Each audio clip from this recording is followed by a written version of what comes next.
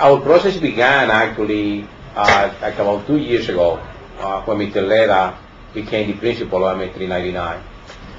One of the concerns that we had in terms of looking at what to do the following year was to make an adjustment on the way that we did the programming.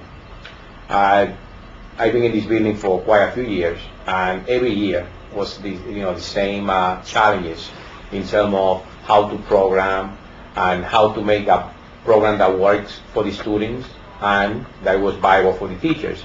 Having programmatic changes and it's still October, and you're looking at changing kids and changing teachers, obviously learning, you have to begin practically ground zero in terms of classroom management and setting a structure.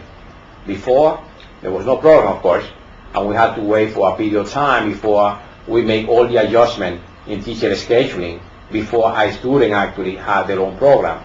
I recall that sometimes we had to begin the same class, 2 and 3 and 4 times in terms of, so this class 703 began with this program, and due to all the conflicts, we had to change, and the kid just plain disliked that. I mean, you began, period 1, science, and now 2 weeks later you are doing science period 7.